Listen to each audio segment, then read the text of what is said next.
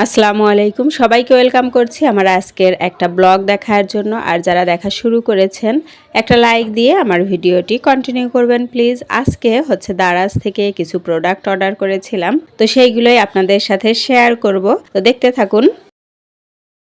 Donut বানিয়েছি, সাথে pizza খাওয়া হয়ে গিয়েছে, লুচি, গরুর মাংস, তারপরে হচ্ছে এটা কি চিকেন ব্রেড নাকি স্টাফ বান, ছোট ছোট করে আমাদের আজকে ছোট্ট একটুখানি ইফতার।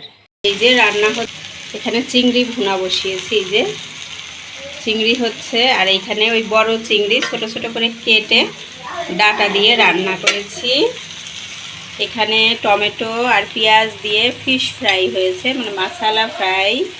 আর আছে হচ্ছে পটল ভাজি, সাথে আছে এই যে ঢ্যাঁড়স ভাজি। এটা আজকের রান্না।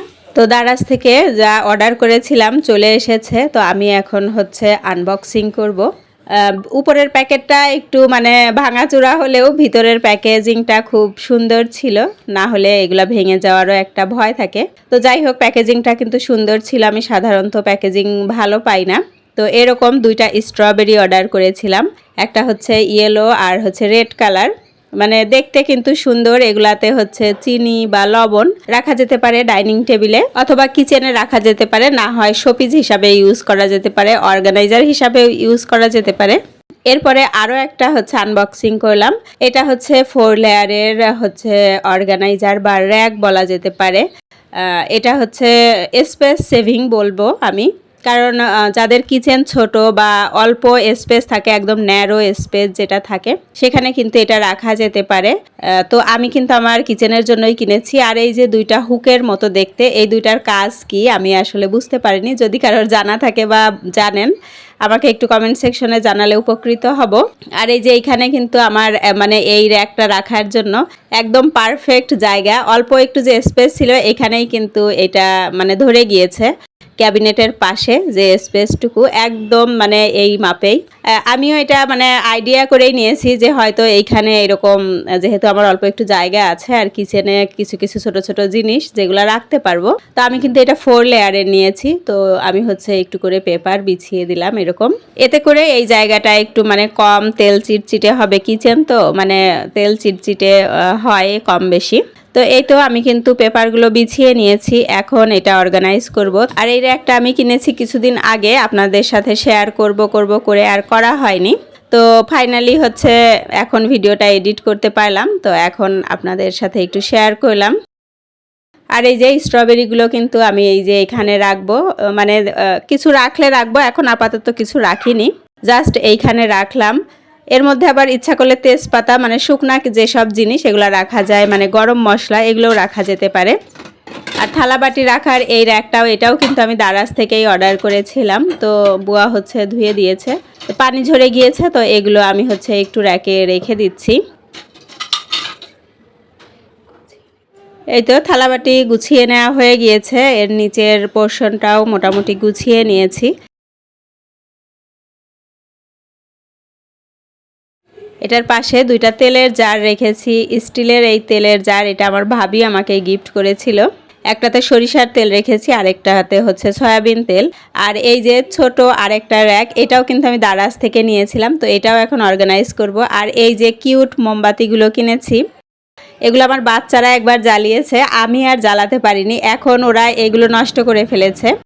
মানে এর নিচে হচ্ছে কতগুলো পাথর দেয়া ছিল, দেখতে সুন্দর দেখাচ্ছিল, তো ওরা হচ্ছে ওই পাথরগুলা নিবে, ওদের কিউরিসিটিটা কি, মানে ওই পাথর উঠানোর জন্য পুরা মোমবাতি নষ্ট করে দিয়েছে। তো এখন এটা হচ্ছে শোপিস হিসাবে। তো আমি রান্নাঘরের এইখানেই রেখে দিচ্ছি, এই র্যাকটার মধ্যে এখানেই রাখলাম। পাশে আরেকটা হচ্ছে মোমবাতির মোমদানি, এটা আমি আড়ং থেকে নিয়েছিলাম। তো এই তো এই র্যাকটাও কিন্তু আমি গুছিয়ে নিয়েছি, এখানে আমি কিছু কিছু মশলা রাখি। আর এই র্যাকটা খুবই ছোট, মানে নিচের কৌটাগুলা ছোট ছোট রাখতে হয়, উপরে একটু বড় কৌটাগুলা রেখেছি। আর কর্নারে আরও একটা র্যাক রেখেছি, এটা অবশ্য আমি দারাজ থেকে নেইনি, এই র্যাকটা আমি হচ্ছে সলিমুল্লাহ রোড মেলা থেকে নিয়েছিলাম। তো এইখানেও আমি এই যে মানে সবসময় ব্যবহারের জন্য যেসব জিনিসপত্র লাগে, কিছু মশলা অথবা থালাবাটি এগুলা রেখেছি। থালাবাটি বলতে ছোট ছোট বাটিগুলা রেখেছি। যারা ভিডিও দেখতে দেখতে এই পর্যায়ে এসেছেন, যদি এখনও লাইক না করে থাকেন প্লিজ একটা লাইক করে দিবেন। আর যদি নতুন কেউ দেখে থাকেন চাইলে চ্যানেলটিকে সাবস্ক্রাইব করে আমার চ্যানেলের সাথেই থেকে যেতে পারেন। আর এখন আমি হচ্ছে 4 লেয়ারের যে স্পেস সেভিং র্যাকটা কিনেছিলাম সেটা অর্গানাইজ করব। তো এখানে হচ্ছে আমি সমস্ত চায়ের জিনিস রেখেছি, চিনি, মিল্ক পাউডার, চা পাতা, তারপরে হচ্ছে কফি, আর পাশে রেখেছি হচ্ছে 5 ফোড়নের একটা কৌটা, যেহেতু একটু স্পেস আছে। আর কফির কৌটা এটা, মানে দুইটা কৌটা একই রকম, তাই একসাথে রেখে দিলাম। আর এখন নিচে যে কতগুলা কৌটা রাখছি, যদিও এটার মধ্যে আমি তেজপাতা, কিছু চামচ রেখেছি অন্য একটাতে, আর একটা হচ্ছে নাইফ হোল্ডার রেখে দিলাম। আর এরপরে নিচের লেয়ারে হচ্ছে আমি চায়ের কাপগুলা সাধারণত মানে রাখি, যেহেতু আমি কয়েকদিন আগে কিনেছি, এর আগেও আমি রেখেছিলাম। আর আজকে আবার মুছে একটু অর্গানাইজ করছি, সাথে আপনাদের সাথেও কিন্তু শেয়ার করছি। আর যে প্যাকেজিংয়ের যে বিষয়টা, ওইটা কিন্তু আমি তখনই ভিডিও করে রেখেছিলাম। শুরুতেই বলেছি যে এডিট করতে মানে হয়ে উঠছিল না এডিট করা, এই জন্য আর কি দেখাতে পারিনি। এই তো আমি কিন্তু পুরা এই র্যাকটা কিন্তু গুছিয়ে নিলাম। আর এটার কিন্তু 2 লেয়ার 3 লেয়ারেরও আছে, তো আমি ভাবলাম যে 4 লেয়ারেরই নেই, কারণ হাইটে তো আর স্পেস লাগবে না, এটা আরও ভালো হবে, বেশি জিনিস রাখতে পারবো। এই তো আমি কিন্তু মোটামুটি আমার কিচেনটা গুছিয়ে নিলাম। দারাজ থেকে কিন্তু আমার এই কিচেনের ম্যাক্সিমাম প্রোডাক্ট, আর এই নিচের যে ক্যাবিনেট, এটা কিন্তু আমি হচ্ছে বানিয়েছিলাম কাস্টমাইজ করে, আমার কিচেনে যতটুকু স্পেস সেই অনুযায়ী কিন্তু আমি হচ্ছে বানিয়েছিলাম।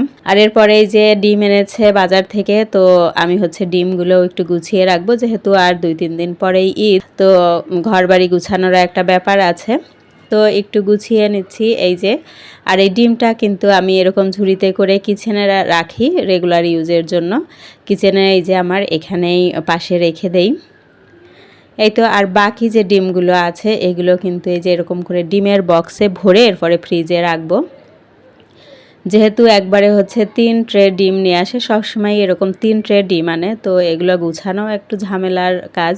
এভাবে রাখবো, আর বাকি যেগুলো থাকে ওগুলো কিন্তু ফ্রিজের ডোরের সাইডে রেখে দিব। এই তো আমার আজকের ভিডিও এ পর্যন্তই। ভালো থাকুন, সুস্থ থাকুন, আল্লাহ হাফেজ।